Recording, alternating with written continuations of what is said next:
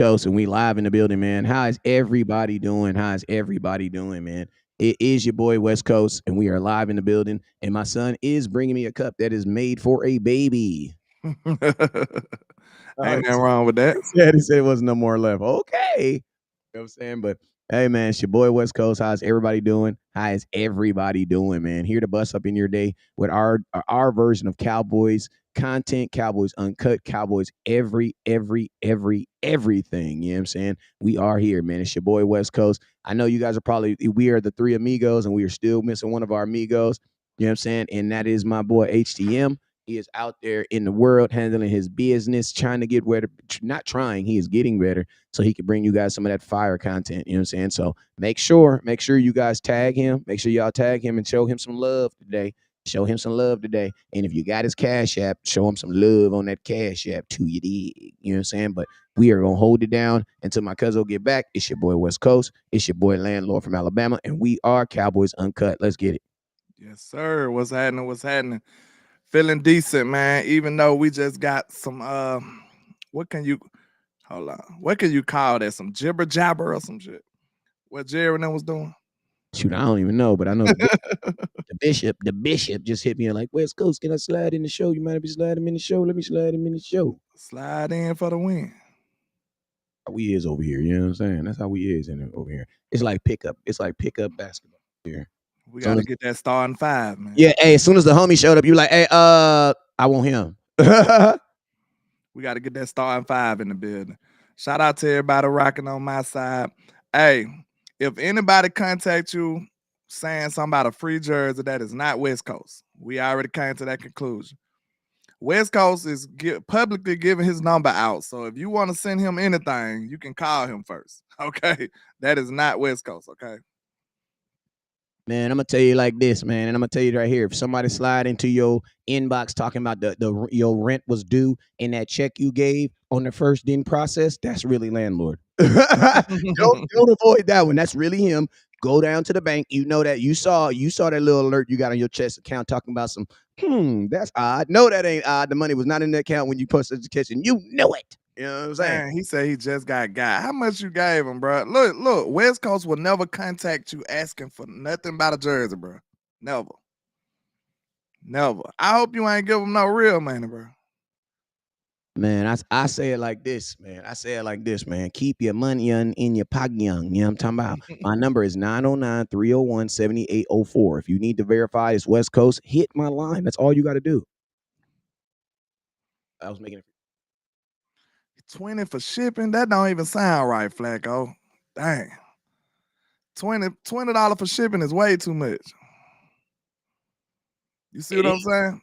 I mean, unless you see in 30 jerseys. That was a come up all together, man. Shipping don't cost what? $5, $6, $7, $10 at the most. Shipping ain't $20 unless you in Afghanistan or some shit. I don't know. And even then, you need to. What are you shipping? You know what I'm saying? Are you shipping Jerry Jones in the box? Yeah. It must be a car you sending over there or something. I don't know. But yeah, man. Once again, we ain't doing that. That ain't what West Coast is doing. So yeah, get that out of here. Like that dude need to go to jail. We don't snitch, but we don't like that type of stuff like that. You know what I'm saying? Yeah, so I have to point him out. So if you are currently getting hit, up right now, and someone is asking you to buy a jersey that is not West Coast, okay? That's what we saying. That is not me. You feel me? So yo, let's go ahead and let's go. But you guys already know whenever West Coast is live in the building, it's two things you guys can do. First thing you must do is you must hit that share button. So I need every single person right now that is in the building to absolutely smash that share button. I need 5 times right now to wake the nation up. And then I need 6 times to manifest that Super Bowl ring. We got 157 people up in here right now. That's including all networks and platforms. You know what I'm saying? We coming in here strong. Twigger, where my Twiggers at? Okay, there go Twigger. My Twiggers. You know what I'm saying? Landlord, you gotta connect your Twitter too, because your Twitter kind of cracking too. You know what I'm saying? So you gotta connect yours too. So yo, let's go through here. We're gonna shout out some people. We got some people over there that's in the trap. Landlord, I'm gonna let you go and get the first shout out. Go ahead and shut them folks out in the trap real quick. Okay. Actually, time out. Go ahead. Question, landlord. What's happening? Is it snitching to say someone's in the trap? no, that's like roll call. You know what I'm saying? Like that's like recollection. I Like just you want remember to saying, know.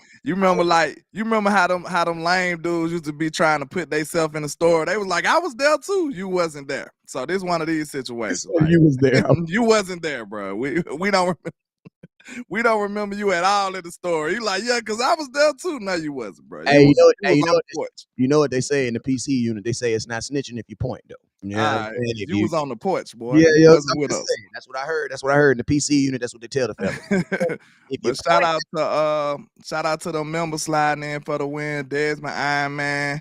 Who else? Big Dallas 8604. Who else? The members. All the members out the way. Shout out to y'all. And shout out to all the other people, man. Shout out to Thomas Johnson, Johnny Woods, Flacco Black, Elijah Robinson, Daniel Berry, Sports Highlights, James Simmons, and I think that's about it right now, man. Make sure everybody hit that like button and share button. Let them know we live in the trap with it with West Coast Cowboy, man. Let's get it in. Shout out to King G sliding in on the end. Let's go. all right, let's go, man. Let's go. So, yo, real quick, I got my boy Craig that's always in the building. I got my boy Desmond, hit that star button. I got my boy Marvin in the building. I got Rose in the building. I got Deontay Williams in the building. I got King G in the building. What's up, my boy? Pure Country, what's up with you? I see a lot of Texas Longhorns going in the first 2 rounds. You know what I'm saying? Is that a good thing? Is that a good thing? I don't know. I've been looking at some Jonathan Brooks tape, but it might be worth the risk. I don't know. Screw it. All right, what's up with you, Marcus? Paisley. If I said that wrong, I apologize. Just means I love you. Who else we got up in here? Devin Tyree. What's up with you, Devin Tyree? Appreciate you, my boy. Appreciate you. I got my boy Immaculate in Mika one. Man, that's a hell of a name. June Boat. What's up with your boy? Martin Flacco, what's up with you, Martin? I see you, Marco. Appreciate you in the building, man. Everybody that's in the building, man, I appreciate you guys. This is Cowboys Uncut, man, and this is our first subject, man. Let's go ahead and get it, man. First thing out the gate, man, Jerry Jones. We're all in with these guys coming in. We're all in this draft. I want to know, how much are you trusting Jerry Jones and the words all in? Not one iota. You know what I'm saying? I don't trust Jerry as far as I can throw him. You know what I'm saying? Especially when it comes to press conference talk. Like, we all love Jerry. I think Jerry is a little innocent these days, man, because he was just talking about everything all at once, talking in circles. Like, he mentioned like 17 different topics while he was talking. So, I mean, man, Jerry is an innocent bystander at this point, man. So, leave Paw alone. He ain't did it. He ain't mean nothing by it. You know what I'm saying? He don't know no better at this point. With like, leave him alone. Yeah, man. I always tell people, I say it like this, man. When Jerry starts talking about, all in, anytime that he wants to talk about anything that is his opinion on something, you got to know what his opinion is, because with Jerry Jones, homemade cooking ain't necessarily homemade cooking for Jerry Jones. Homemade cooking for me that means someone went in there and, well, I'm gonna tell you, if somebody tell me they made a homemade cake, I'm assuming flour, sugar, and water went into a bucket. You stirred it up. You had to cook it. You had to put it in the stove. You had to butter it. You had to put from scratch. You had to grease the little thing in there. You poured it in there. The kids ate the leftover. You put it in the stove. 350. About an hour later, you pop out. It's good. You put icing on it. You eat it. Yes. Jerry Jones, homemade might be meaning he actually went online and hit pay. Because they don't do that normally. You know what I'm saying? This is some own. This is that to a billionaire, that might be a lot. I wonder how often Jerry actually orders his own food. He usually just tell the butler to make it. You know what I'm saying? So he had to actually make the transaction. That's homemade for him, right? That's homemade for him. And guess what? We giggle and laugh, but that might be true. You know what I'm saying? So it's like, I gotta understand, what is Jerry Jones? What is his definition of all in? Because his definition all in, because a poor person all in means that I'm putting everything in my goddamn pocket in, bruh. That means, landlord, I need to borrow $20. Why? Because I'm all in. When I'm all in, that means I ain't got it, bruh. That means I'm all in, and my friends are all in. Why? Because they let me hold something. That mean we risking it all. That mean we put the house up. That mean we had to put the house up and everything. We made all the phone calls that we could possibly make to get this deal done. You know what I'm saying? That's what we did. And that means you went over and above. All ins means everything is in on this. Yeah. That's like you going to you got dreams and admirations to be a rapper, and you just go to LA with $1 in a dream. That's all in right there. You like, hey, I'm gonna find a record deal. That's what that is. You supposed to be going.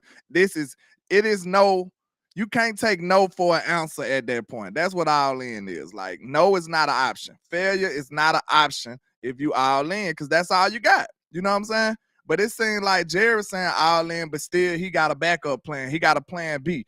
If you got a plan B, it ain't all in, Wes. That's a disqualification right there. You see what I'm saying? If you got a plan B, it ain't all in. What's that crazy girl that got blue face tatted on her face? She all in. She all in. Oh my God, she all in. That's all in. Fire, right there. That is fire. She don't have no other option. She said screw plan B. I'm all in. So hey, that's 100% commitment right there. That's fire. That's fire, man. Cowboys frat. That's fire. That's fire. I don't give a damn what nobody says. I wish I had an announcer so I can, you know what I'm saying? That's fire, bro. That's fire. Yeah, man. Cowboys need to go get some draft picks tattooed on their face then. Facts. So I need to know right now, landlord, first round, who do the Cowboys need to who does Jerry Jones need to tattoo on his face right now?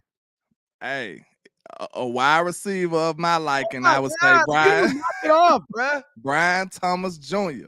You understand?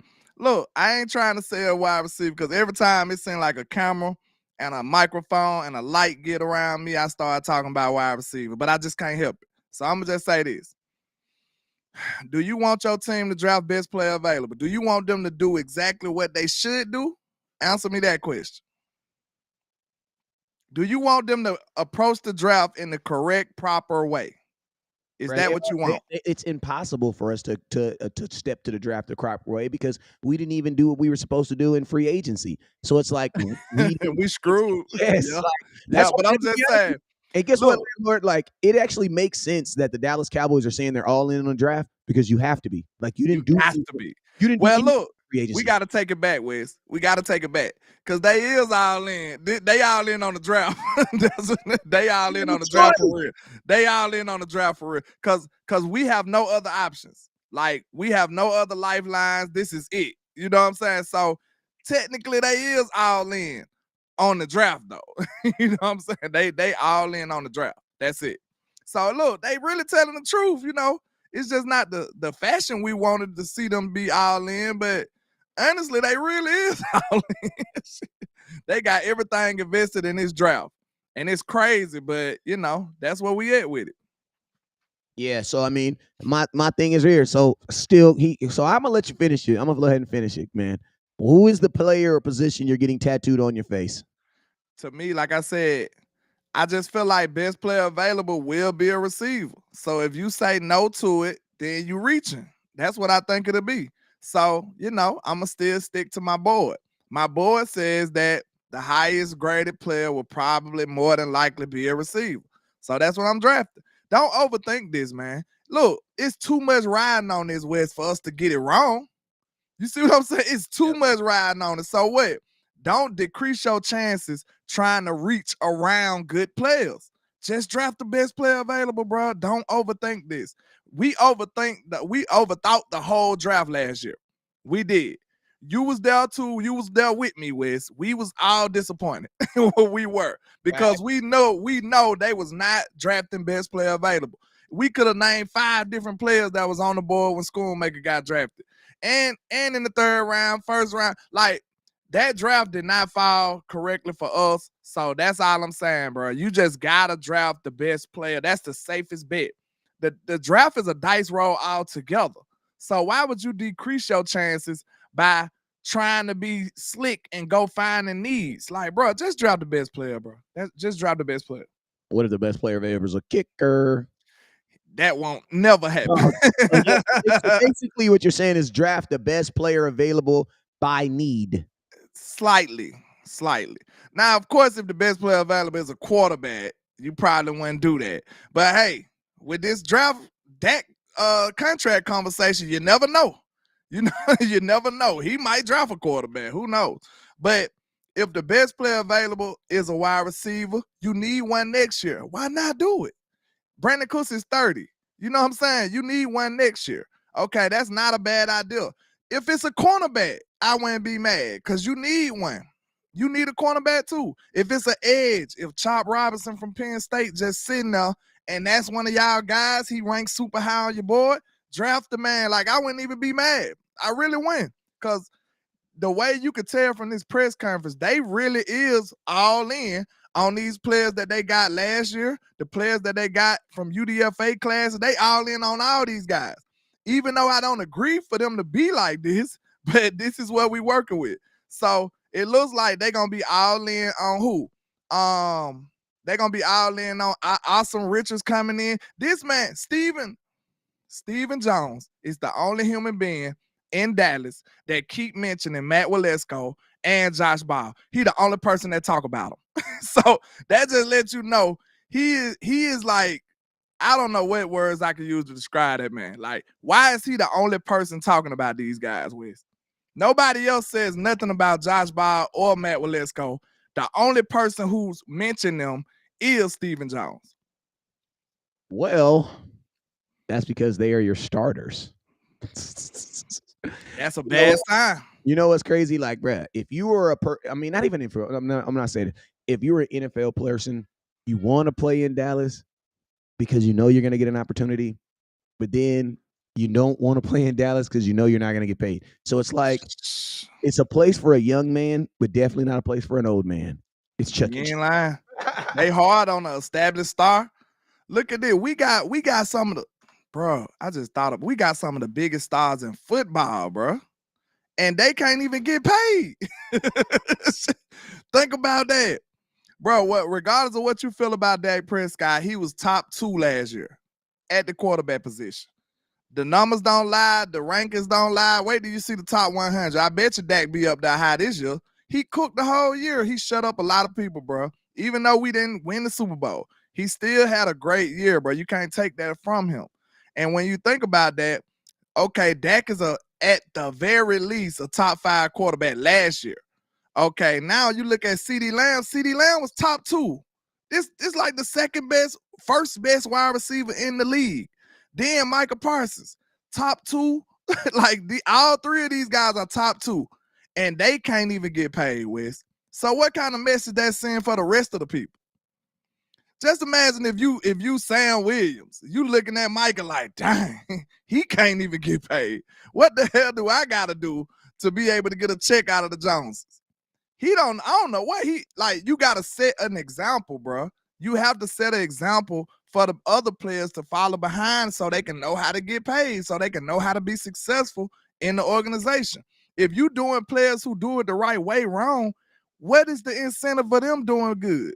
Facts. They sitting up there like, man, if I do everything right, I still might not get paid.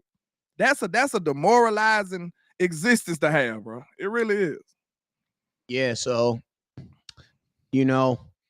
Cowboys, you sit here and now you think about what is next. What is the next? Is the NFL draft. You know what I'm saying? So you got a whole nother staff that's going to come in here. I thought it was very interesting, some of the names that Jerry Jones brought up as names that we needed to look out for. Like, I thought it was crazy. I mean, not that was crazy, but like for him to give so much, I love the love that he gave to Sam Williams. Saying that Sam Williams got to step up and think different things like that, but it's just kind of like in a very, very opportune time to be talking about that right now, especially when you're talking about Micah Parsons possibly getting paid, and now all saying the instead of saying something about Micah Parsons taken care of or things like that, you talking about getting Sam Williams. What is you talking about? You know what I'm saying? So he talked about Jalen Tolbert too, while you got CeeDee Lamb right here trying to get paid. So it's like, yeah, that's why I say like Dallas is a great place to play, because if you're a guy that's trying to get in the league, you're a guy that's trying to establish yourself, and you are cheap, you will play. Like, you will play. You know what I'm saying? The Cowboys will give you opportunity. You know what I'm saying? Now, go ahead. I was just about to say, Stephen Jones really, the more I think about it, the reason I think I figured it out, the reason he keep mentioning Matt Waletzko and Josh Ball, like Stephen Jones is kind of like, like running a household in the ghetto.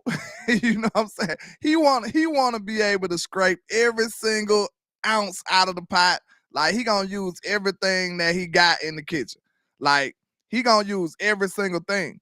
And if he ever bought it, he want to make sure he use it. That's like the cheapest mentality you could possibly have.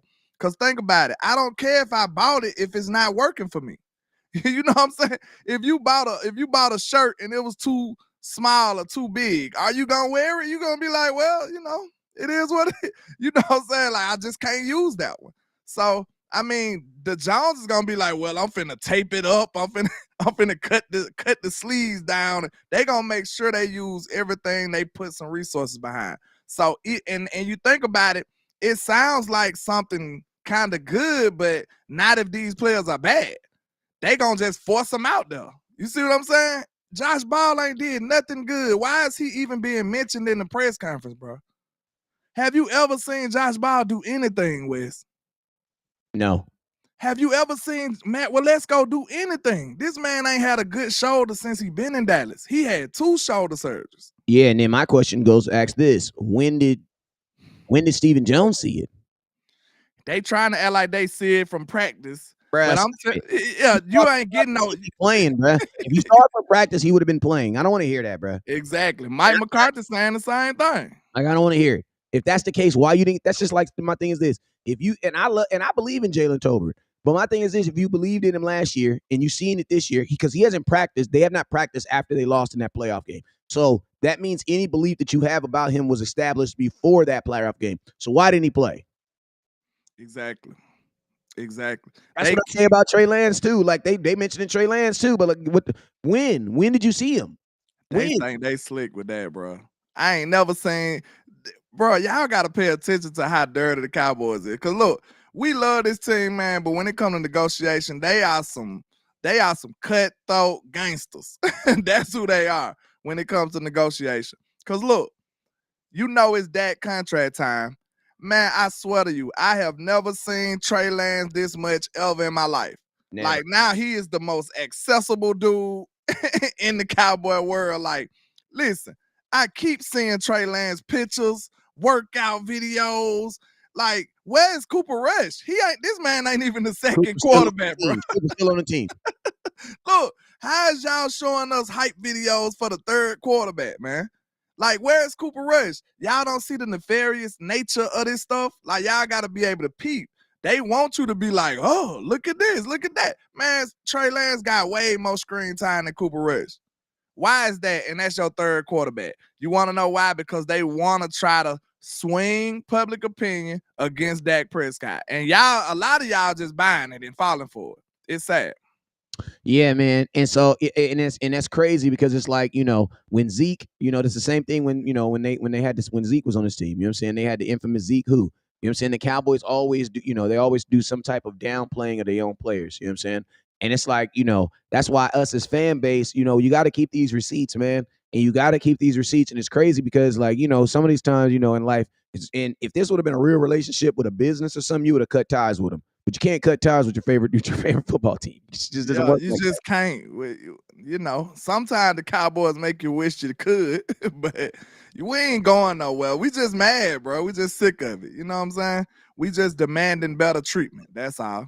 You know what I'm saying? I couldn't stop watching the Cowboys if I tried. I just couldn't. Facts.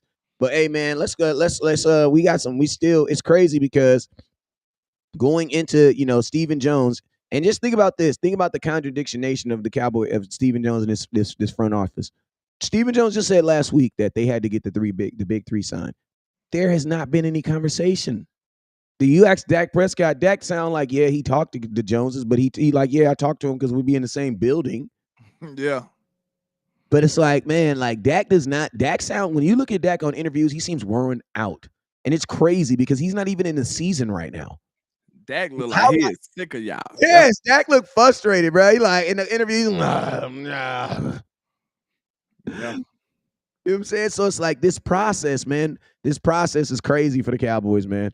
And it's crazy because I actually don't know. One would think if something's gonna get done before the draft. I don't believe anything's gonna get done between the draft because there's no benefit. You know what I'm saying? I don't believe that Dak's gonna get signed for the draft. I don't believe CD because there's no benefit in doing it. You know what I'm saying? If you have this finna get played out, bro. Hell yeah. I don't see nobody. And then, like I said, in my opinion, if you don't sign Dak, what you signing CD for? Like, for real, like we need to start over. I don't see. Look, if you sign CD and not Dak, and let's say you do believe in Trey Lance, which right now in this moment in time, I think is a mistake. I think he is not a starter right now. I think he need a little more time. But let's say, for instance, if you do feel like Trey Lance could play with CeeDee Lamb, you would be hoping that Trey and CeeDee Lamb become what Dak Prescott and CeeDee Lamb are right now. Hey, You would be hoping that that's the case. You see what I'm saying? They are probably the best quarterback wide receiver duo last year for sure. Like, even if you give Tyreek Hill number one wide receiver, Tua didn't play better than Dak. And Tyreek Hill and CD was like right there, neck and neck, far as numbers and yardage and production. So I mean, it's hard to argue them being the top two, the best duo in football. Real talk, last year. So you would have hopes. You would have to pray that Trey becomes a top duo with CeeDee Lamb, and you are already in that position now. makes no sense. It makes no sense at all. That's why I said that, and that's why I said like it makes no sense to even like entertain the thoughts of replacing Dak if you're only hoping that the guy that you get can only be him. That doesn't make no sense. Like you would actually be going backwards. And then my question is this: what if it doesn't happen? You know what I'm saying? What if it does not happen? Hey man, real quick, I'm gonna drop this in the comments real quick. If you have not already, make sure you guys hit this URL code right there. It's gonna take you to all my Facebook, my Twitter, my YouTube, and my IG account. I need everybody right now to go on and click that right now. Go ahead and click that hit that, take a picture of that UPC code right there. You know what I'm saying? And subscribe to my YouTube. Please subscribe to my Facebook, my Instagram, and my Twitter. Please. I just talked to a landlord. He gonna get him one up there too, so we can get his popping. And if you do click on the URP code, it's gonna tell me so I can show you a little love too. You know what I'm saying? But make sure if you have not followed me on Facebook, X is Twitter, the new Twitter for all my Twiggers, YouTube and IG links. And also I gotta get Reddit, man. I'm not Reddit, but I gotta get my goddamn Twix. No. Oh damn, I forgot about TikTok. I forgot all about TikTok. Yeah. Gotta get TikTok in there too. And then you own them. That's crazy. And then I'm on there. You got a whole account, Facts. I know. I got a whole account of somebody making fun of, not fun of me, but pretending to be me. It's crazy. You know what I'm saying? He says, let's go through some of these comments real quick, man. We've been talking a lot. Let's see what the nation. Someone scanned the code. Appreciate you. Quando52 said, if Jerry just apologized to Goodell, then we can stop leading the league in penalties and persons will draw more than one holding call. I don't think we led the league in penalties last year. I think we were actually improved a lot last year. And I don't think it's a bandana thing. I think when it comes to legalization and stuff like that, oh yeah, Jerry definitely not. Goodell's not effing with him. No, you know what I'm saying. If Jerry Jones wants to submit a thing to get something changed, no, he's not effing with him. The answer is no. The answer is no. Because, bro, you literally tried to get me fired. Like you literally tried to get me fired. You know what I'm saying? And then Goodell had to threaten you to get your. That was crazy, man.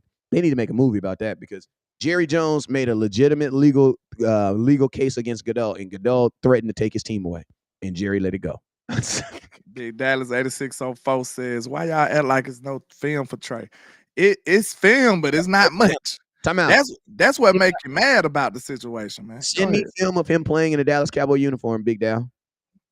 Yeah, see what I'm saying is, like, think about this. If there's not many instances where you can find tape on him, what the hell was Jerry watching? You know what I'm saying? Like, what made him do it then? Like, so I don't know, bro. This man literally has no college tape for real. He literally has no NFL tape for real. What you going off of, Jerry? I don't know. They know more than us, I guess. They got more avenues than us, I guess. But I'm just saying, if it's no tape, it's no tape.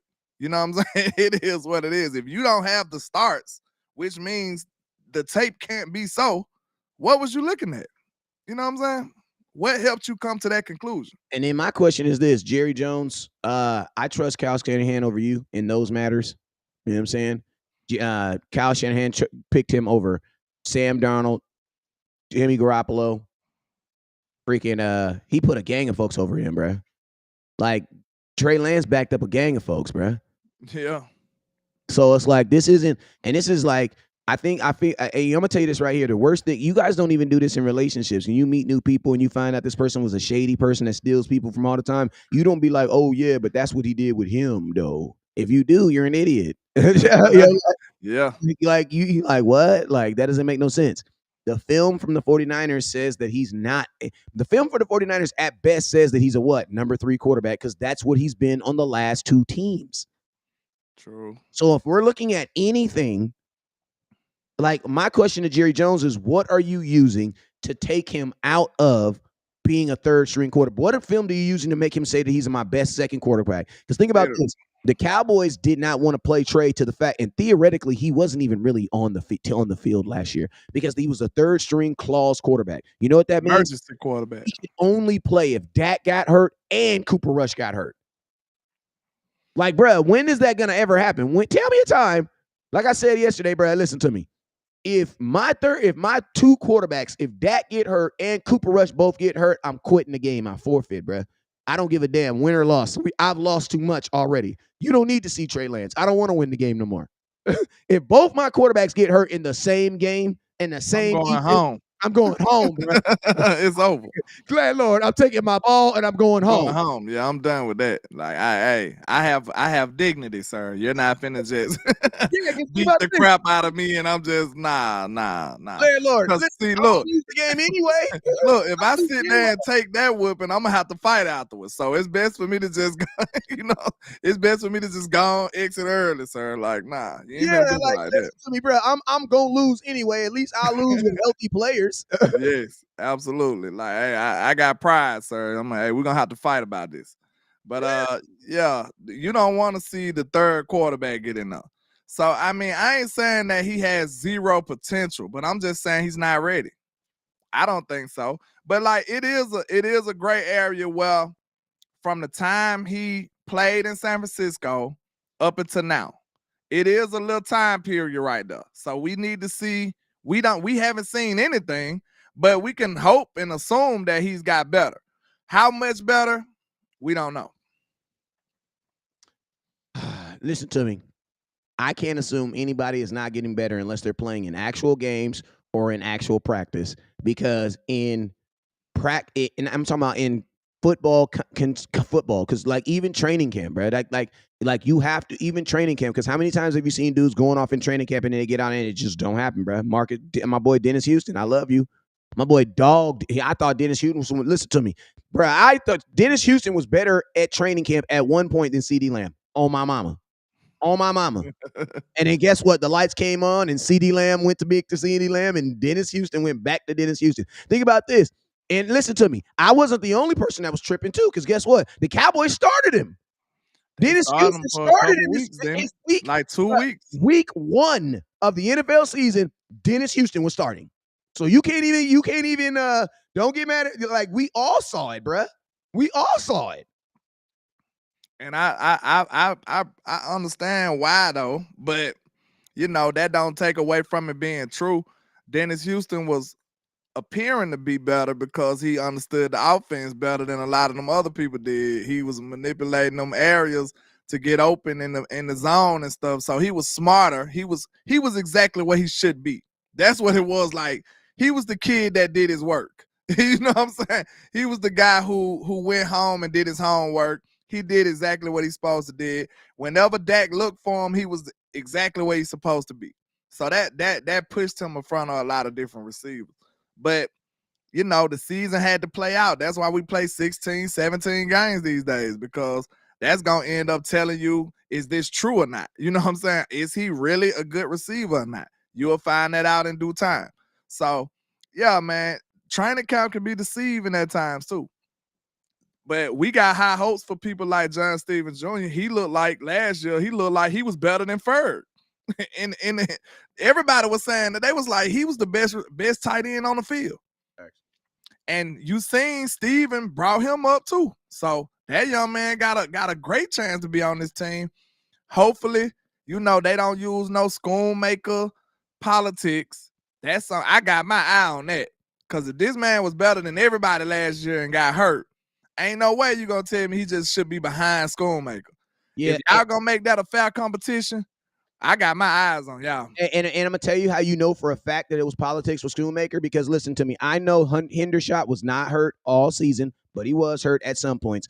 But even when Hendershot was available, they did not give him an opportunity. Facts. And Hendershot had better film than Schoonmaker. But Schoonmaker was on the film, and think about this, they were both hurt in the season. But Schoonmaker technically got drafted hurt. Cowboys will never admit that. And he hurt now. Think about, hey, landlord, you collect rent all the time, and you be looking at them post-dated. Them post-dated on Schoonmaker do not add up, bro. At your first rookie camp, you had a boot on your foot. And he tried to hide it. He got in the back of the picture. You remember? He got in the back of the picture with a boot on. Like, hey, y'all move over this way. Like, yeah, you ain't slick, bro. We seen that. So like that's man. And you know what sucks? You know what that also means? I mean, it sucks, but it's a good thing. That means everybody in this draft is probably going to get an opportunity to play, even if they are not ready. That's what I just said. If you said it, I apologize. No, that's what I said earlier. That's the case I was making. I was like, it don't matter if they good or not. He's scraping the pot. He's gonna use every single drop of the you know what I'm saying, of whatever he uses. He gonna use it to the last drop. He's thinking like like I said, like a ghetto household. We gonna use everything. He gonna use every single player, every single avenue. If he spent any kind of resources on it, he looking at it like a real life possibility that they can use him. And that's crazy. Even if they ain't good. That's absolutely positively crazy, because this is how it's supposed to work in my mind. A first round pick, you are a potential starter. Well, I'll put it to you like this. If you're a top 10 pick, you are a starter. You are a starter. I am drafting you to start. Day one, wake up in the morning, your ass is on the field starting. After 10 to 32, you are what's called a potential starter. That means I got a potential that at some point of this season, you should start. If you're in the second round, what's typically you're looked at as a primary backup. What is a primary backup? Well, a backup is like a backup on an NBA team. If you're a second team point guard, you're going to play. You're not going to play as much as Stephen Curry do, but you're going to play because he can't play the whole entire game. But exactly. they're expecting for you to be a gap filler. Third round guys are not necessarily guys that are like, there's still guys that are trying to not necessarily make the team, but your third round and your fourth round guys, those are still potential backup guys, but those are guys that you're going to play this year so that they can be potential starters next year.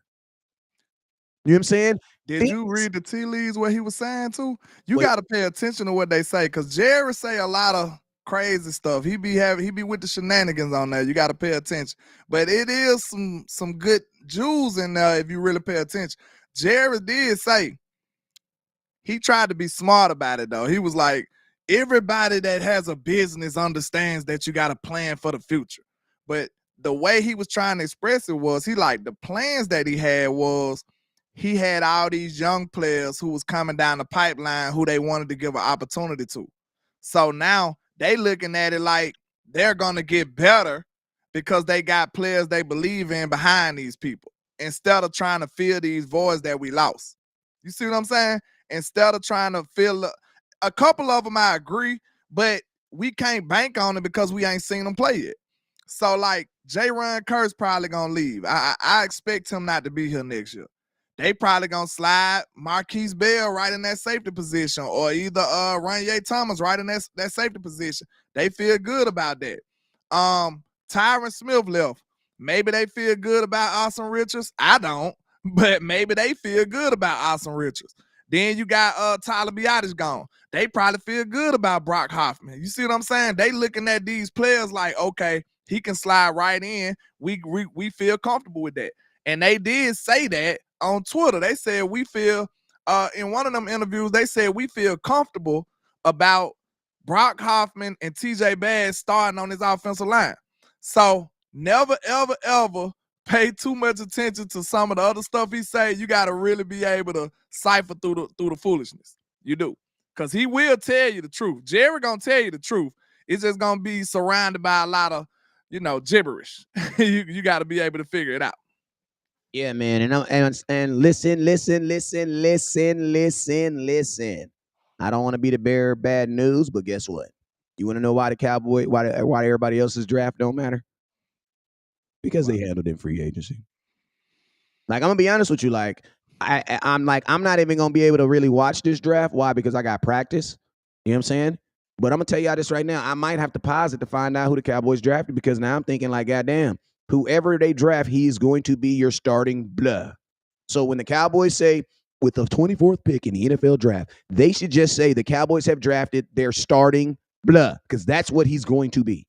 It's giving me vibes of a reach too. And I'm gonna tell you this, landlord. It is probably going to be your first round pick. Listen, your first to second and third round pick are going to start this year. They got to, and they got to be good players. They got to be good players. Look at that. Look at the pressure we putting on these young people. You see what I'm saying? That's crazy. Will McClay got to bat 100. He got to be perfect. He got to be perfect this draft. And at least first round, second, and third. He got to be perfect. And think about this, landlord. You're already taking a chance on Overshawn, because they're gonna project him as a projected starter. And listen to me, I am not one to hate on players, and I always want players to get better. And but listen, we get these workout videos messed up, bruh. Yeah. These workout videos messed up, bruh. You see Brock hopping with shorts on and stuff. Well, I can do that. I can look that good. I'm just seeing videos of Overshawn work. Listen to me. I'm just seeing videos of Overshawn working out and things like that, man. Like, and I love to see it too. But, bruh, if you're telling me a wide receiver who don't get hit was not ready. Listen, Michael Gallup. If we don't learn nothing about Michael Gallup, you should have learned that. Listen, it takes a full year to get back healthy, but it takes about 6 weeks for you to become yourself again. Yeah, it do. Because think about this. Michael Gallup, it took him a year to just become Michael Gallup, the person. Then when do you become Michael Gallup, the NFL football player? Michael Gallup had some mental stuff going on and everything. It was a whole journey for him to get over that. This right here. For all y'all that think I don't like Michael Gallup, I promise you he have a good season this year wherever he go. I bet you, and not even saying just like statistically, I bet you he looks like a better receiver this year. I never had a problem with Michael Gallup, but I'm just saying he was always a third string receiver for me. So when you gave him $11 million, I instantly had a problem with that. And then secondly, I knew when you guys gave him this money, when y'all gave him this money, you guys were not going to give him, y'all didn't even give Dak the chance to listen to me. Bruh, Dak messed up his leg in the very next season. Like some of these quarterbacks work 1 or 2 games. They didn't even bring up a backup quarterback to be careful just in case Dak couldn't. The Cowboys believe in, I'm going to tell you the one thing the Cowboys believe in more than anything is their medical staff. You want to know something crazy, man? Because I know I seen you do an interview with Ranye and stuff. I don't know, man. It's kind of hard to believe what he's saying. Because I heard Ranye was like, man, they let us do everything. They let us be ourselves. And I'm like, that sounds so great. But we just sitting up here and we describing the work environment right now. That don't sound like all the stuff that he was saying. You know what I'm saying? We could be wrong. He could be, telling his truth. It might be like that on the defensive side or something. I don't know. But I'm sitting up here looking like, how is this a healthy work environment when you finna bring Ricky straight through the door and say, hey, play like a Pro Bowler? You know what I'm saying? Play like a starter. That you got to play like a veteran starter as a rookie. Like, bro, I want y'all to get ready. If it be a rookie tackle that come in this door, we gonna be like, boy, what in the hell he did? Why is he giving up sacks? We gonna be mad as hell at this dude. Like, we gonna be furious. We gonna be like, what is he doing? Get him off the field. If he give up a sack or two, bro, Cowboy Nation is gonna be up in arms, and it ain't even gonna be his fault. Hey, think about this, Lane. Let me ask you a question. If I told you that dude right there at the end of the season was a rookie and he started for the Dallas Cowboys for the season, what round would you assume he got drafted in? He started as a rookie, any position. Oh, it'd have to be left tackle. No. I'm just saying, what round do you think he would be drafted in? Oh, If I told- first. okay. First. So that's the assumption. So the assumption is, in order to get someone who's a day one starter, you would assume that he has to get drafted in the first round, right? Yeah. But think about this: the Cowboys only have one first round pick. So you know what you're about to do? You can find people that can start, but are they going to be starters? Think about this. But think about this though. You're gonna go against your own common sense. We're gonna have to go against our own common sense because, bro, in a realistic NFL world, nobody is expecting a second round or third round pick to start for them. And if you are, it is probably because someone got hurt. I want to do an experiment. Who was the top? Somebody help me out, because this will be a great. I don't know. Like you be saying, West Coast, this came from the Lord. Let me see. I want to see who was the top rated tackles last year, and how many sacks did they give up? Because that'll be the bar that we finna expect on a young tackle to come in here. You see what I'm saying? That's the same exact bar. If he go higher or below that, we gonna be in shambles. So let's see, do we got some great tackles from last year? Like, you can continue the conversation. I got to do a little research. I want to know this. Let me see. Man, I'm just sitting up here with this cute ass dog. You know how we do. She curious too. I don't know what we about to do in the draft. What you think? What you think we should draft? Exactly. I think that's a foul scale, right? From what the rookie tackles and stuff did last year. I think that's foul.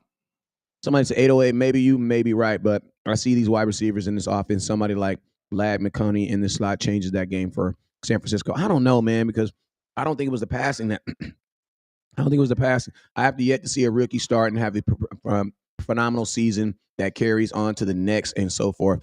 Micah Parsons, but he was the 12th overall pick. What's up with you, Michelle? 22 Savage says, man, I heard Jalen Tolbert shake up the NCAA so much. The fans overhyping. I mean, I like Jalen Tolbert, and Jalen Tolbert's a friend of the show. And shout out to him. I believe him. Jalen Tolbert is a receiver who got better. That's why I'm not so afraid of not necessarily not drafting wide receiver, but not in the first round. I can't sign off on drafting a wide receiver in the first round. I can't. Where that boy Cody Mott went. We liked him. DeJuan Jones. He supposed to have been a good one. Players like that, how many sacks did they give up? Because we finna ask them to have a stellar year. You about to ask them that a Pro Bowl year, Rookie of the Year. Tyrone Church, look at that. And look at the player that Tyler Smith is. He gave up 6 as a rookie. And he was a first round pick. You see what I'm saying? He gave up 6. And then look, I would argue Tyrone Church, he still had a good rookie year. But we ain't finna sit up here and be like, hey, this rookie come in and give up 6 sacks. We're gonna be like, who is this dude? You see what I'm saying? That's a high bar right there. We moved Tyler back to we moved him to guard after that. Think about this. Don't count out the penalties. Yeah. People don't even want to remember he only gave up 6 sacks. You want to know why? Because he was holding everybody. He sure was getting some penalties. This is my teammate. This is somebody on our team we talking about. Yeah. He sure was getting that whistle. So yeah, man, when you think about it, bro, we holding them to a high bar. Like, okay, if we do draft a left tackle, what would be an acceptable amount of sacks for him in his rookie year? 0. And this what we need, because we made it a critical situation. Like, we need an all-star. We need an all-pro. Yeah, like that would, I mean, that's hard to fathom, bro, because you also got to think, when he was at left tackle, he had Tyler Baez, a very veteran center. Bro, you don't even have a starting center right now. Like, listen to me. We need to stop assuming that everything, all these, like me and Landlord, remember we got one of our few times we ever got into it. Remember on the live, we was talking about gambles. Yeah. The Cowboys we need to just write down a list of gambles that we are just gambling right now. Because we are gambling that your starting center that you have projected, who's never started, is going to be good. And not only is he going to be good, he's going to be as good as the one you just lost. That's a gamble. Yeah, Okay. and he wasn't even that no world beater, but he was still a decent starter. The guy that we got rid of, I wasn't even tripping on him leaving until he left. And now we like, oh, so he left for real? Yeah. We ain't got no center? Damn. Yeah, like damn, like I was literally okay with Tyler Baez because I was like, damn, you could probably replace him with somebody, a decent veteran. Then I was like, what? No, if you're gonna replace him with that, keep him. It bothered me. Which one went first though? Because I think Tyron went first. Well, they told us, Tyron got a job last, but they told us that Tyron, they announced Tyler. I was on that type of time. I didn't want to lose both. You know what I'm saying? Like one of them needed to stay for me. So neither one of them stayed. Like I said, that's 40% of your line. That's terrible. Like it ain't no way you can clean that up to not be terrible. But the way they're trying to do it is we got these young players that we developing. They talked about look, we are victims of our own success. That's something I noticed in that press conference too. We victims of our own success. Stephen Jones got an unlimited amount of hubris. He think he is.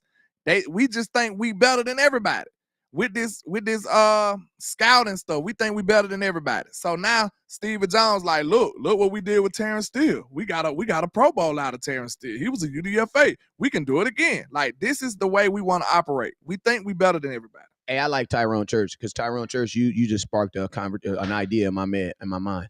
What if the Dallas Cowboys really go into this draft? Because Tyrone Church says we can still sign Connor Williams, right? Cowboys theoretically could go in this draft, see if they can get something because Connor Williams is still out there available. Where did Tyler Baez end up signing? He went to the Commanders. Oh my bastard. Dan Quinn, bro. Dan Quinn totally tried to destroy this football team.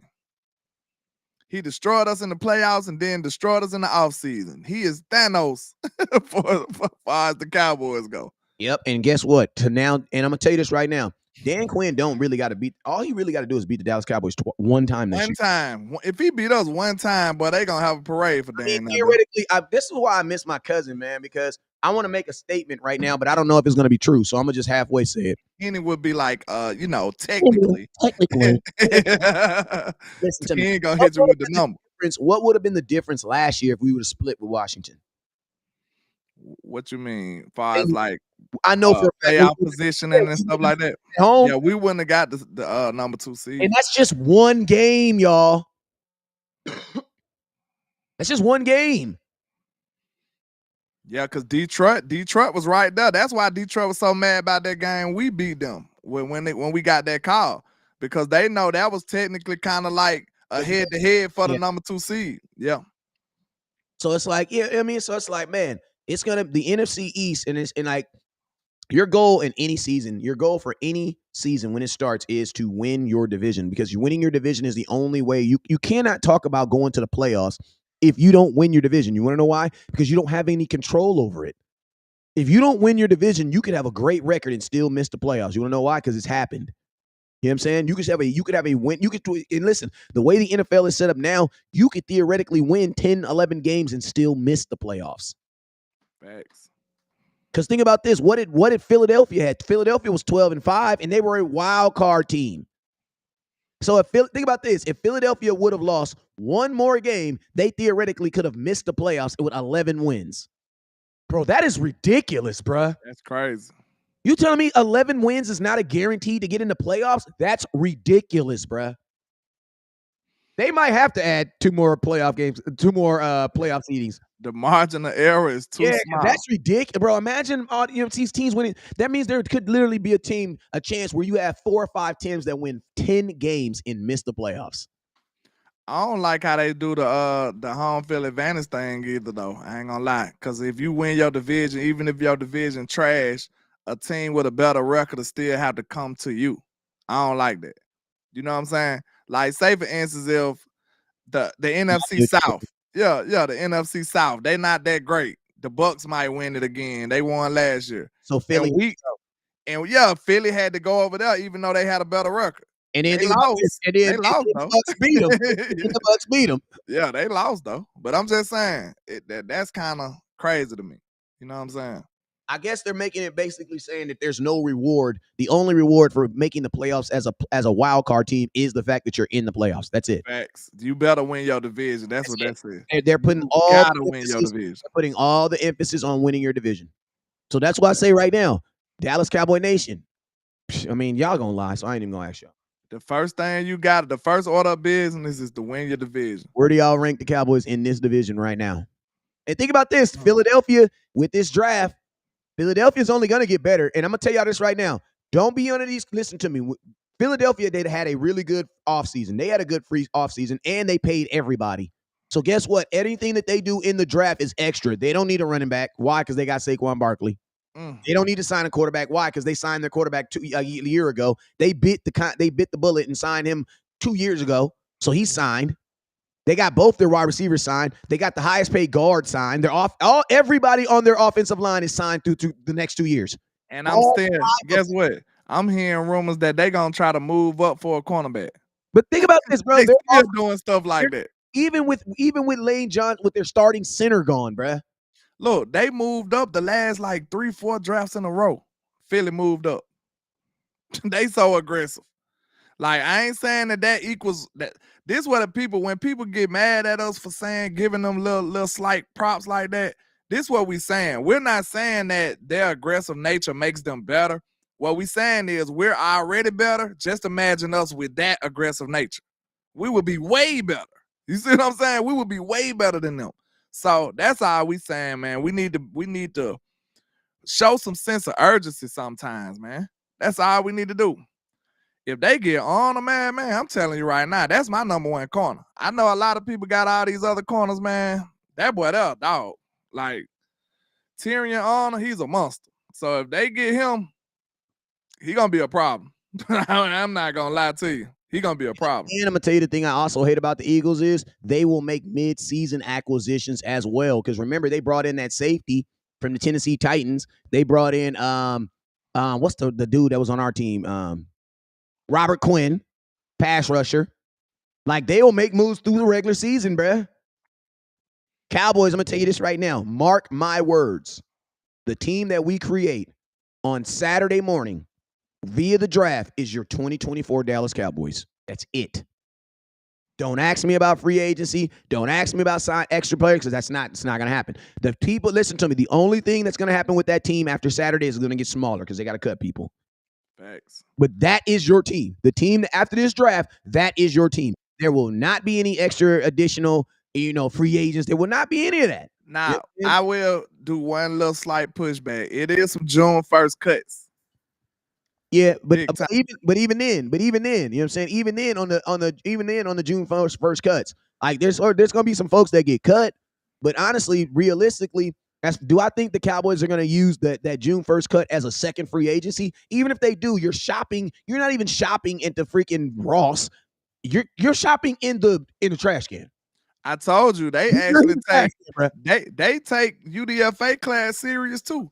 I'm willing to bet anybody right now the Cowboys gonna have the number 1 UDFA class again this year. They take it way more serious than everybody else. They look at it like a real draft.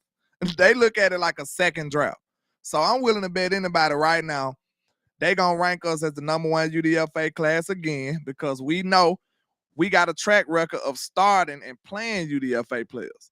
You know what I'm saying? We give them equal opportunity over here in Dallas. Yes, sir. We got the Bishop, man. He coming in here. What's up? But you can hear us, sir? I can hear you loud and clear. Now, I apologize for being so late, but I had something to do. What's up, West Coast? What's going on? The one and only landlord in the building. Everybody in the chat. Hate to join in. Man? I'm just joining in and I'm just listening. But let's not also forget that the Cowboys have this infinity with also looking at peeking in the UFL as well. Let's not forget I forgot about that one, yeah. That we just got an all-pro UFL. We just got an all-pro kicker from there last year. Cavante Turbin was an MVP in the USFL. So it's obvious they have their eyes, in the building when it comes to that as well. So let's not forget about that as well. So they'll grab somebody who's already in shape, somebody who's already ready to go in training camp, who's hungry, I may add to. And usually they keep some of those guys in there. So let's not forget about that as well. That's an excellent point, man. That's why it'd be good to have like different minds in here at one time. Cause I knew that, but I totally forgot to mention it. You know what I'm saying? So that's why we need those collabs to come in. Cause you gonna make me really go scout some of them people. Cause we really should. Cause I'm telling you, they looking. The Cowboys looking. And you know what you're going to have me do? You're going to have, and I don't support this and don't support it. They got a hotline for it. Y'all got me jumping off the proverbial bridge. If you up here telling me that the Dallas Cowboys is about to go pick some kids out of a league that I can't even watch, bruh. I can't even watch, bruh. I be trying to watch it. I be like what's the team that's closest to the LA that I can say is my team, or what's the team that got the closest colors to Cowboy colors, and I'll pick them, bruh. If you was really telling me, that we is hanging our hopes, and listen to me, I can understand specialty players, like guys like Turpin's different because he just run fast. Like Turpin gonna do, if Turpin was in Canada, he was gonna get found. Bro, Turpin nice too. Bro. He nice, but I'm just saying that's a special position. Bro, listen to me. If you're a guard in the UFL, you're supposed to be there. You're supposed to be there. If you're a left tackle in the UFL, you're probably supposed to be there, bro. Yeah, because it's very limited on offensive line play. They don't play around with the O-line. Like if you good on the O-line, your ass gonna be in the NFL. You know what I'm saying? They gonna come sign you. You know what I'm saying? Yeah, I don't know if you guys can hear me. Can you guys hear me at all? Yeah, I can hear you, but you glitching a little bit, but we can work through it. We good. I'll come right back. All right, go ahead. No, I'm gonna pull out. Yeah, I was just saying, yeah, man, because it's such a premium on O-line play. Like it's not enough good O-linemen right now in the league. Like some teams that'll be like, hey man, you got a good O-lineman, like they'll start swarming. You know what I'm saying? So O-line play is scarce in the NFL. Like that's why I try to tell people, everybody want us to keep drafting O-linemen. Like, bro, that's not a normal thing in the NFL, bro. Like it's not all stars, all pros on several all pros on everybody's line, man. That's not how it works. We don't feel like we draft one in the first round every year. Yeah, you know what everybody else does with their offensive line? They sign them, bro. That's what they do. They just sign them and keep them together. Like, bro, this is not a wide receiver room. Facts. Like, bro, the goal of your offensive line is to keep them together as long as possible because they're like fine wine. The better and longer they play together, the better they all get. You know what I'm saying? Man, we might need to push that movement though. I said that before about Connor Williams, but right now it sounds like it make a lot of sense, bro. We need to sign Connor Williams, bro, for real. Real talk. We need to sign Connor Williams. If he's still available, we need to sign Connor Williams. We can bring him in as a center. You know what I'm saying? He almost was a Pro Bowl center, but he got hurt. So he played good ball at center. So we can bring him in at center and then draft a left tackle. So we won't even have to, you know what I'm saying, dedicate too much draft capital to the O-line, bro. Like, I really think we should do that. Yeah, and it has to happen, man. It has to happen. It has to absolutely happen because I'm going to tell you this right now, bro. If you are going to pay Dak 60-some million dollars, bro, for one season, worst thing that can happen is him not stand up for the season the entire year. If he doesn't either, listen to me, Dak could suck 17 games, throw 50 interceptions, and guess what? You would still get more money than he would if he got hurt. You know what I'm saying? Yeah. So it's like your number one thing you have to do is keep him standing up. Because if he's not standing up, he can't even play good or bad. You can't do neither one, bruh. Yeah. Let's try it again. Bishop, you up in here? I'm good. I just want to say that part what Wes was saying, and I think, you know, at some point, see, the way I look at it is when I hear people like you, West, and Landlord, and then the family, we start talking about boss and everybody else. I'm starting to think, man, that some of you guys are super smart and can actually jump right in that seat and help these boys out because something is missing, man. It's something missing. It's something missing because after listening to them today, I just about fell out of my chair. But anyway, we got to start thinking like them. I know we don't want to. I know our job is kind of, you know, trying to come up with solutions and different ways and all that type of stuff. But to keep our mind and keep our stability, you're gonna have to start thinking like these guys. West, they look at the UFL. They do. It's obvious. They do. And what you think they won't do, they end up doing. And plus, keep this in mind, Wes. And I'm not saying for impact and landlord, check me out on this. We got to keep 90 players for 4-5 weeks until the last week of training camp. So they got to get these count bodies in here. You know what I'm saying? They got to do it. So where they gonna get them from? I mean, you're gonna have to get somebody from UFL. And sometimes you're gonna, and keep in mind, the reason I'm saying it was, we got a kicker when we first got him. We were saying, man, why don't we go get Mason Crosby? Why don't we go get that other kid from San Francisco, Gould, I believe that's his name. Robbie Why don't we Gould, go get them people? And we never got them. They saw something, and you can't argue with them. The kid, I just said, all pro. I mean, I just said that's evidence of what we were saying. Like I was saying, we victims of our own success. Yeah. You know what I'm saying? It's good and bad. You know what I'm saying? Because think about this. It's good because you are having success at scouting and filling some of these positions, but the problem is you can't do that same form of operation for every position. Some positions you need to actually dedicate some capital to. You see what I'm saying? You can't go bargain basement shopping for every single position, bro. You just can't do that. It's not sustainable. You might hit sometimes, but then most of the times it's not gonna work out. You're not gonna be able to compete to the level that you're trying to compete to. Or you got to think like this, man. It's like you can't have so many things to chance, bro. Like it's like you got your mortgage, you got your electricity, got your power. You mean that same thing, power, and you got credit card bills. You got all your bills, right? It's some stuff I might pay with my credit card, but I'm paying my mortgage with. My mortgage is for sure going to get paid with a sustainable piece of currency. Meaning something that I know for sure is paid. Why? Because I don't want nobody in 45 days talking about that payment didn't go through. Yeah. You know what I'm saying? So that's like there are just certain things in life that just require a different level of prioritization, I guess you would say. You know what I'm saying? Or just like there's like, bro, you cannot pay your mortgage with a scratch off. What is you talking about, bro? You cannot be at 7-Eleven on the 29th talking about I'm about to hit with this quarter. Like, what is you talking about?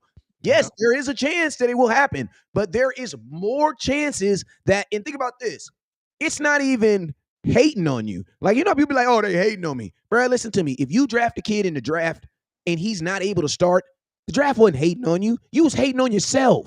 You know what I'm saying? Why did you move off possibilities? You got to go off the probability of it happening. You know what I'm saying? Like, if I told you hop out a plane and it's a 99% chance that the parachute won't deploy, like, would you jump out the plane? No.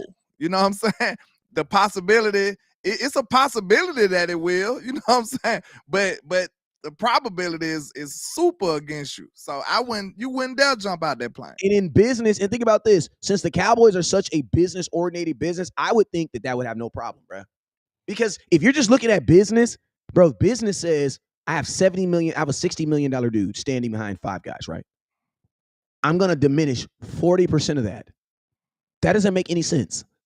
If I have 4 tires that are gonna touch the ground, right? They're the only thing touching the ground. You have your kids in the car. Like, which is important, your kids or the tires? Both, bruh. Both. They're equally important. The more I think about this, is clearly sabotage, man. I don't want to throw out no conspiracy theories, bro, but I can't make no logic out of it. I'm very logical. I'm rational with my thoughts. I can't find a way to understand that. Like, you just painted the picture perfect. Like, if you got a quarterback, why would you take 40% of his line away, and then you want him to be playing for a contract? Do that sound like they setting him up to win? What that sound like to you? But you know what? You know what happened? Then you took his starting running back away too, though. Mind you. Go ahead. But then guess what? But then the Cowboys will make you defy general logic, because you're like, bro, from a business standpoint, I know Jerry Jones is too tight to be like, I'm gonna let somebody pay on a $69 million. So everything just goes against everything, just kind of contradicts itself, bro. That's why I just be like, I don't know, bro. I don't know. Like with people Trey get Lance. mad at me when I say he needs some weapons. Like, bro, we got CeeDee Lamb and who else? We got Amari Cooper. You let Coop go for a 5th round pick for no reason. Other than CeeDee Lamb, have they dedicated any real capital to a weapon on this football team? Outside of Zeke. Zeke was 2016.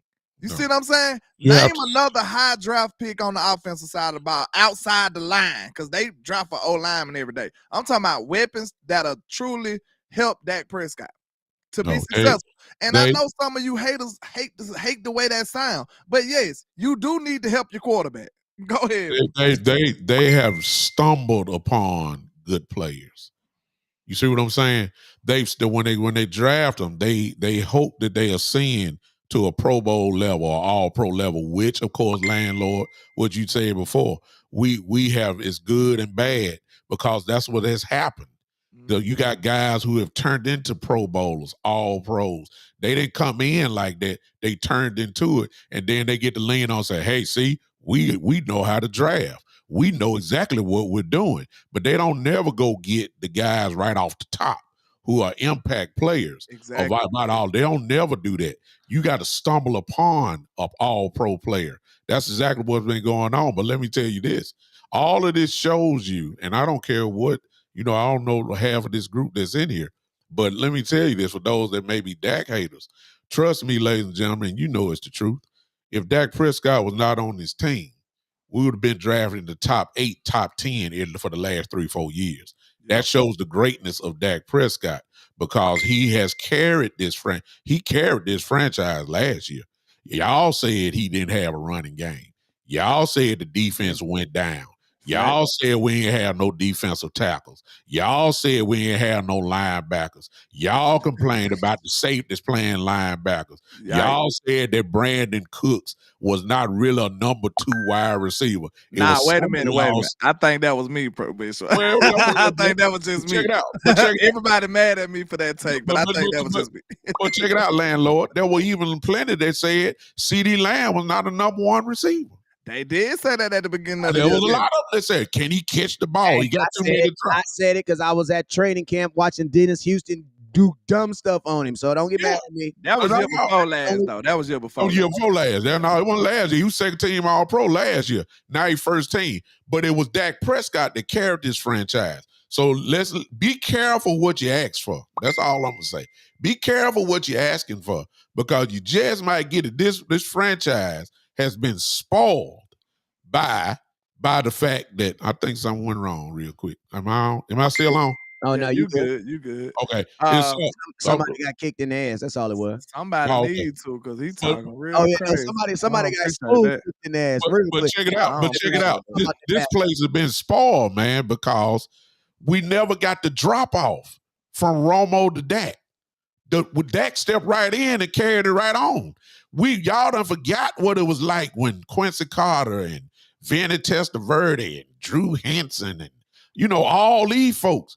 Be careful what you ask for. Ain't no other franchise in the league talking about throwing away a second team All-Pro, an MVP candidate, except the Dallas Cowboys. Hey, but I tell you this, it's a whole bunch of teams talking about catching them. Like, please. I'm gonna catch them. Please, bro. Please. But look, one thing I want people to realize, everybody always love to bring up, we had Cooper, we had CeeDee. Don't y'all know they played 8 games together, y'all? They really didn't even spend much time together at all. I'm trying to bring those weapons back. Like when Coop was there, CeeDee Lamb went there. When CeeDee Lamb was there, Dak went there. When all 3 of them was there, Dak went there. When Michael Gallup went there, you know what I'm saying? They was never on the field together that much. Like they literally played, if I'm not mistaken, it's either 7 or 8 games. Like literally, those 3 wide receivers only played like 7 to 8 games together. And you know the sad part of this? That's probably the reason that. And you know what's crazy, landlord? Thank you very much. Thank you. I appreciate you because you just really told me. You just really just opened my mind up on why the Dallas Cowboys felt that they could get rid of Amari Cooper. Thank you. Yeah, exactly. Thank you. I appreciate you because guess what? The Cowboys weren't a losing team during that time. No. No. Listen to me. That statement that you just said right there is the single reason why the Cowboys were okay with letting Amari Cooper walk. Yeah. They like we didn't get the full deal anyway. Listen to me. Not even that they didn't get the full deal, but if the Cowboys see like this, if say you're a quarterback, like this is how dumb the Cowboys think. If they're like when Dak got hurt and we won those 5-1 games, there were people that were literally saying that, oh my God, we should keep Cooper Rush as the quarterback. They said it, man. Where other people like us were saying, bro, if we're 5-1 without Dak, bro, we're probably gonna run this one up with Dak. Yeah. That's the mindset. That's the mindset that the Cowboys be really having, though. Yeah. Why do they wanna just barely get by? They want to win with less, bro. Jerry Jones is a C student, bro. He's a Listen student.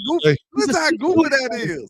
Look, why would you want to barely get by? You supposed to want to thrive. Like when you seen this team 12-5, you supposed to been like, well, bro, we're C students. The way a businessman mind should work, you know what I'm saying? It's crazy that I got a school of a billionaire on a business mind. But hey, you know, he might have been sane when he made his billions. I don't know.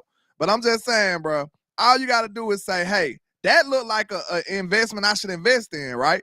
If this team is 12-5 3 years in a row, that sounds like I should put more into it, not take away from it. That sounds like a stock that I'm willing to invest in. Bruh. If I see the trajectory going up, that means they need a little more help, and now we can hit the jackpot. I've always said this: the Cowboys, they feel that these players are like cancers. You know what I'm saying? And why? Because cancer is the only element in life where if you cut it away, you get better. Yeah. That's the definition of that's a bar right there. That's a bar That's right the definition of a cancer. If someone's in your life and you remove them out of your life and your life then gets better, they were a cancer to your life. Yeah. That's what a cancer does. It influences the positive and turns it into negative.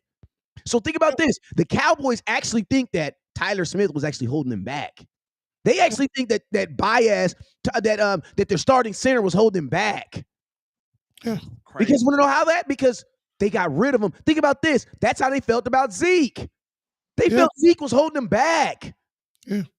Not that we should get better than Zeke. No, Zeke is holding us back. If we get Zeke off this team, we'll be a better team with what we got. Yeah. That's what they said about Brock Hoffman. That's what they said. Listen, Tyron Smith. Go against the grain, man. They look at it like we got ankle weights on. Like we training with ankle weights. You know what I'm saying? When you take the weights off, we're gonna be better. Like, nah, bro. And think about this, fellas. There are actually fans that believe that about their own quarterback. You are fans that honestly believe with Dak off this team, we are single-handedly a better team. That is foolishness, bro. You want to know why? There's no stats to back that up. Crazy. This is strategic right here. Like if you go look at the Joneses interviews and stuff, when you get to a point where you saying stuff like we go as far as Dak go, that right there lets you know, like, listen, that's a problem in the leadership, bro. Listen, when somebody let me know this, riddle me this. When was the last time that you hear Jerry Jones or either Steven Jones come up there and just be like, you know what, we screwed up right there. We gotta get better at this. We gotta get this team better. When y'all heard that? Cause I hear other owners say stuff like that. No, they gonna say something like, hey, well, we go as far as that. Do you know that's deflection right there? You the owner, you the GM, y'all supposed to be orchestrating this stuff. Not Dak. Dak can only play football. Y'all supposed to build a team around him to be successful. Where is the accountability for y'all? Because every time y'all come start deflecting the blame elsewhere. Every single time. I have never heard the Joneses come up here and be like, well, you know, we just got to do better in our scouting, or we got to do better putting the team together. You know what they do? They actually do the opposite of that. They get up there and tell you how great the team is. Oh, my God.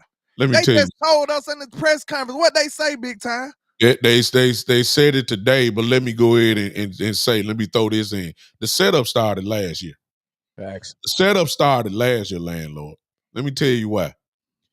West Coast, and I was on his show years ago when the Cowboys made the decision to let go of Zeke and say, okay, we're going to go ahead and roll with Pollard as the number one back. I came on West Coast show and said, man, I live here in Memphis.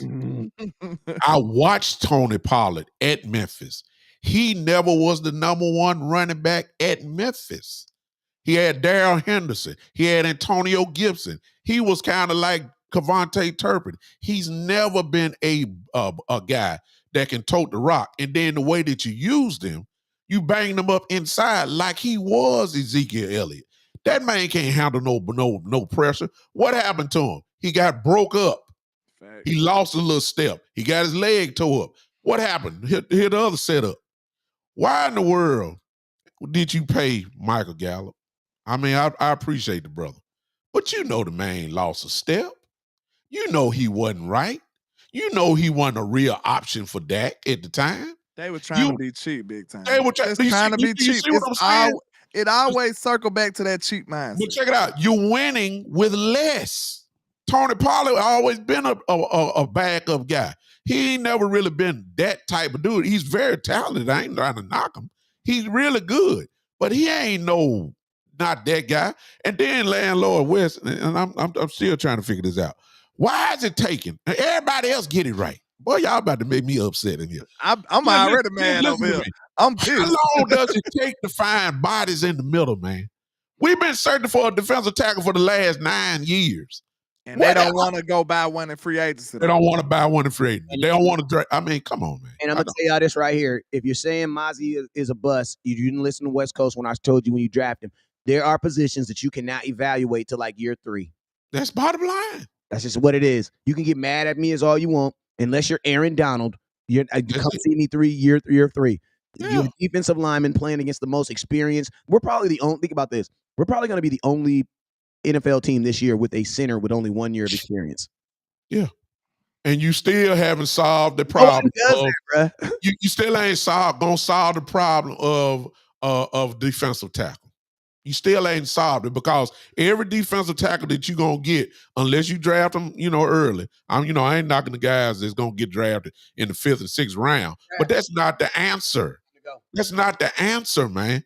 Especially when you got the chance to go get somebody, you will not go get it. So we'll be saying the same thing. Look, can we stop the run? I mean, every year it's the same question that they haven't solved. And Landlord West, I don't see him really trying to solve it. I see him trying to get explosive on offense, but offense ain't never been the problem with this offense. It ain't never been the problem. When Dez was here, we were scoring. I just told you what we was working with. We were scoring 30 with Dez. We were scoring 30 with CD. We were scoring 30 with Amari Cooper. We were scoring 30 with Zeke.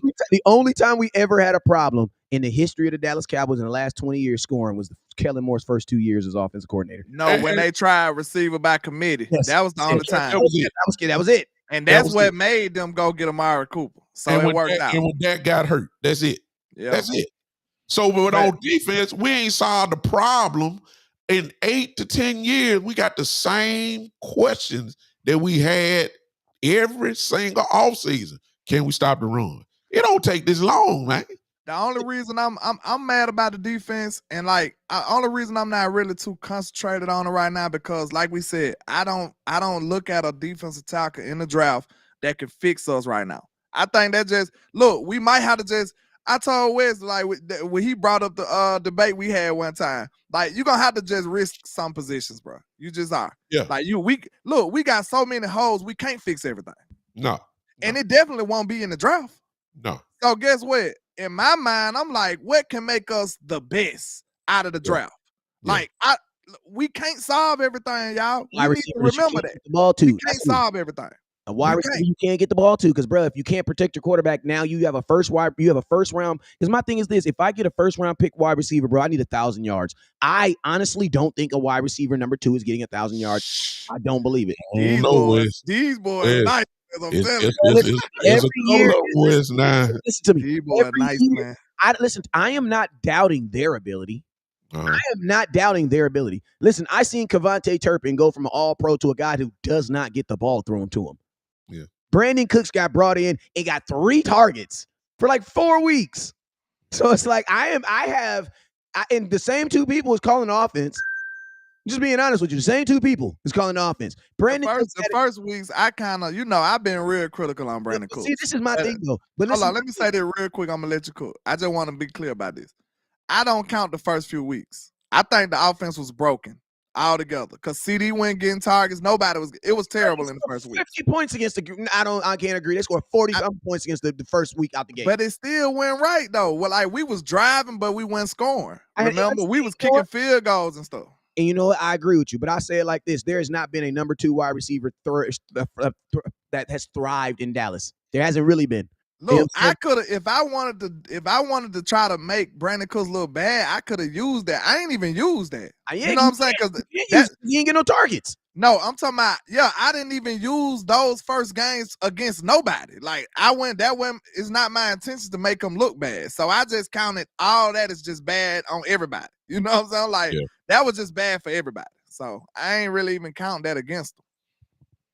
Wow. Man, I got like 2 minutes. I got like 5 minutes, 2 more minutes before I got to get on here and go to practice, man. But let's go around. We've been on here for about an hour and 30 minutes, man. Let's go around the horn. OG, I'm gonna give you the last little say song before we get up out of here. All right. That's on me. Well, listen. Actually, before I put it, I'm gonna put this quote because I never got your thoughts on this. About put this on here. Owner, we're all in with these guys coming in. We're all in with the draft. I want you to give me your closing statement on this right here because I didn't get your points on this. They're all in on the system that they've always said. We just didn't want to. We wanted to believe something else. They all invested in on the draft. That's what they hang their hat on. That's what they've always done. They're doing exactly what they do. Same system, no free agency, all in on the draft and develop, spend money then after the draft on cheap bargain free agents. That's coming up. Got to get the camp bodies in. It's the same old movie. That's what I'm saying. Yeah, but my question is this. They said they were all in on the free agency, so I'm kind of confused now because now you're saying you're all in on draft, but you said you was all in on free agency. They all in on development. That's what they should say. They all in on development. On saying they're all in. That's one thing we know for sure. No, they all in on development and the draft. Don't forget the draft. They all in on the draft. Because if this draft don't work, we are screwed. Yeah. I'm gonna tell you that right now. If we don't have the margin of error to be able to do what we did last year. Like we need success in the first 3 rounds. Like I'm talking about home runs. Hey, you know what's crazy? Hey, you know what I'm saying? Hey, our show on Sunday. What did you lead off? Where did you lead off with big time about this draft? He said this got to be the greatest draft of all time. You know what I said? You got to. We bear bonds in this thing. We don't need no doubles and Tony Gwynn and Rod. We don't need no Ricky Henderson. We don't need that. We bear bonds in this thing. We got to get at least, I said, 2 to 3 starters. Bear bonds with the performance enhancing. Yeah. That's what we need. Mob McGuire. We need the band bear bonds. Sammy Sosa up in here for real. That's what we need. We need to change the color of this draft. we are in shambles up here. Yeah. Man, we don't need no bench player. We don't need no 6 man of the year type draft. We need flat out Hall of Famers straight from the somebody on Twitter told me, they was like, because they already know I want to receive and I'm probably not gonna get one. So they was like, landlord, you need to go to the bar with the draft. I'm like, that's a damn good idea. I said I need a bar in close proximity when I'm looking at this damn draft because I know I'm gonna be mad. I think I'm gonna be mad, y'all. I think I'm gonna be pissed. Well, I just gotta prepare myself for it. You know what? You know what's crazy? This is my last thoughts on this too. No matter what this draft brings, until we see you're not this way you're feeling right now, it's not gonna go away until like week 1. And I think that's the thing that sucks. Yeah. This because we draft them, you're still not gonna know. No. And one thing just to be fair, man, for a little eyedropper full of hope. We could be wrong though. We could be wrong too. You know what I'm saying? Like, let's give them a smile benefit of the doubt. You could. I'm saying they could be right about everything they risking. They could be. But we don't know. I doubt it, but it's possible. But think about this, landlord. They don't know what they're risking either because they don't know the future. And what I'm saying is this, that's not a good risk. You do not plan on paying your mortgage with a scratch off and be like, oh yeah, it didn't work. No, they think they do. Involved, man. They don't know nothing about the draft, but they do think they know about the players that's behind the starters. They feel confident in them. Allegedly. No. Listen, when they play, Landlord. When did Jerry Jones in his free time with that yacht fighting them cases that he fighting too? When Jerry ain't watching nothing, bro. when did Jerry Jones go see Brock Hoffman, bruh? Jerry ain't seen nothing Brock Hoffman seen has to nothing. offer. Then think about this. Do you think Jerry Jones on Instagram? I don't. Jerry don't even know Brock Hoffman. If he Bro, walk listen, up, he when is probably he like, seeing "Who are these you, guys? young man?" Bro, Jerry Jones is reading a list. I mean, Stephen Jones, they believe, bro, listen to me. You cannot have that much freaking faith in a guy that's backing up a guy. Because if you had that faith, why you didn't play him? That's what I would ask Stephen Jones. Why you didn't play him then? I'm just gonna say this, and you shut it down, Wes, or whatever you're gonna do. But listen, all of this makes sense. What you've seen this offseason so far, if you're rebuilding, it all makes sense. True. If you're all in on a rebuild, all this sounds like a rebuild so far, and a draft, depending on what you do in the draft, you know what I'm saying. It will either be a continuance of a rebuild, and then what next thing you're gonna say, okay, are they gonna sign Dak before the training camp begins? You know That's what'll what they shut gonna down the internet? Go ahead. If the Cowboys draft a quarterback first round. Oh my God. Oh, boy, everybody finna have an extra 5,000 views on their show. This finna go crazy. Listen to me. You draft a quarterback, you're officially rebuilding. That will shut this place down. You're officially rebuilding because now you have think about this. You have a $22 million third string quarterback. You have a $7 million second string quarterback. You have a first string $62 million quarterback. Then that'll do it worse though. What if they have a draft day trade with Dak? Dak. Listen to me. Dak is not waiving. Dak is not waiving his trade clause. No, not now. Bro, Dak might be sick of them. No. Look, I know he's sick of them. He's sick of them, but I'm gonna tell you this right here. He ain't gonna give it up. I'm gonna tell you why Dak won't. Because Dak knows in the eye of the fan, if he gives that up, that's him telling the fans he doesn't want to be here. He's not gonna do it. Think about this. Think about this. At bro, this point, can you blame him? But listen to me. Think about this. If you're Dak Prescott, bro, you can't waive something like something that you worked so hard to get. Hey, they fought to get that trading clause. They fought to get that no franchise tag. Why? Because they thought they were gonna trade him. They thought they were gonna tag him. So, bro, there's no way you waive him. He didn't want to be in that position no more. That's a good point. But I'm just saying, but ain't this a boiling point for everybody though? Hey, but think about this. And think about this. Boiling point for everybody. I'm gonna say this before we get out of here, bro. You think Amari Cooper wanted to get traded to the Cleveland Browns, bro? Oh, they send them to purgatory, bro. If you get traded, you have no control over where you go. Yeah, but there's no reason Dak lets them. But you know, Todd Francis, they probably be like, okay, if I waive this clause, this in the contract right here, you can only send me to these two teams. See, that's the thing, but you can't guarantee that though. You can't guarantee contract that. Contract can. Listen to me. You can't create a contract off an existing contract. The only thing Dak can do is waive that trade clause. If he waives that trade clause, the Cowboys can then trade him anywhere. Just like with the Buffalo, just with Russell Wilson. You know what I'm saying? A lot of people say that Russell didn't necessarily want to go to Denver, but he didn't have no control over it either, though. No. That's why Dak will veto anything until he knows for sure that this is the team where he's going. That's the only way that will happen. He'll veto that. He just waved it in to be wide open. So he gets sent to hell then. You don't want that. Because think about this. Without that trade clause, Dak has no power. He has no power over where he plays the next 5 years. Exactly. Yeah. So you don't give that to Joneses. No. That would break the Listen to me. It's just gonna listen, if they don't sign him, we just gotta fight the fact that he might be like Dak. Listen to me. It is, from what I've seen, if you had to tell me in my life that Dez Bryant would be escorted out the building with security the last time he was a Dallas Cowboys, it is very easy for me to believe that Dak will walk out this building next year for nothing. Yeah.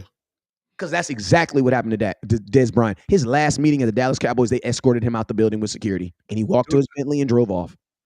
And don't that sound like our usual fate too? Let people get away for nothing. Right, that's why There's one the only one. There's a whole list of them. To be honest with you, what makes more sense for me next year is Dak just leaving. Yeah, Dak getting nothing, because that's what really happens in Dallas. If Dak